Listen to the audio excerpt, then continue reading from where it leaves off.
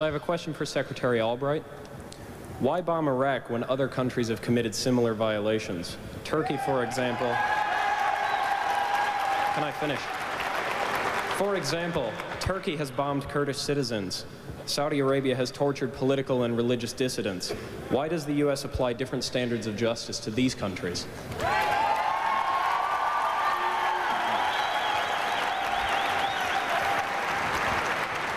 Let me say that when there are problems such as you have described, we point them out and make very clear our opposition to them. But there is no one that has done to his people or to his neighbors what Saddam Hussein has done, or what he is thinking about doing.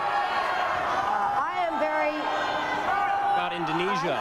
Well, you've turned my microphone off. That Saddam Hussein has produced weapons of mass destruction, which he's clearly not collecting for his own personal pleasure, but in order to use, and therefore he is qualitatively and quantitatively different from every brutal dictator that has appeared recently, and we are very concerned about him specifically and what his plans might be. Thank you. My microphone is off. There we are. What do you have to say about dictators of countries like Indonesia, who we sell weapons to, yet they are slaughtering people in East Timor? What do you have to say about Israel, who is slaughtering Palestinians, who impose martial law? What do you have to say about that? Those are our allies. Why do we sell weapons to these countries? Why do we support them? Why do we bomb Iraq when it commits similar problems?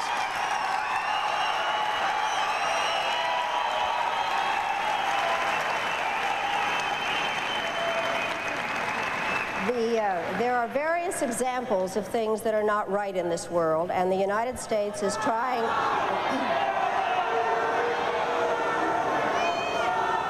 I really am surprised that people feel that it is necessary to defend the rights of Saddam Hussein, when what we ought to be thinking about is how to make sure that he does not use weapons of mass destruction. I'd like to... shouting, just a moment. I'm not defending him in the least. What I am saying is that there needs to be consistent application of U.S. foreign policy. We cannot support people who are committing the same violations because they are political allies. That is not acceptable.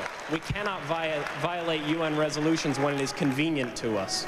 You're not answering my question, Madam Albright.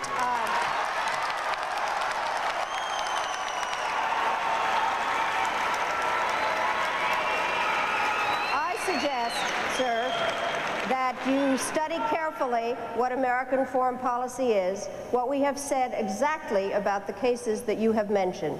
Every one of them have been pointed out.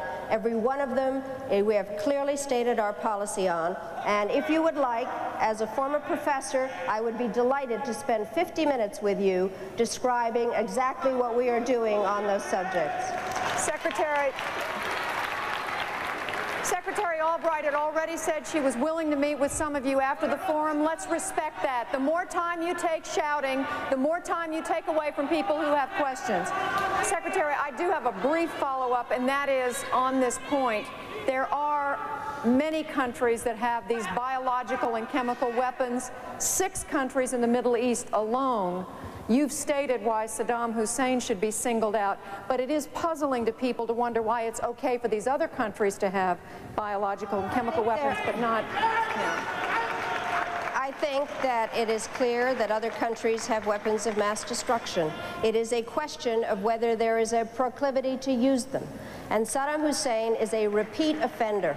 And I think it is very important for us to make clear that the United States and the civilized world cannot deal with somebody who is willing to use those weapons of mass destruction on his own people, not to speak of his neighbors.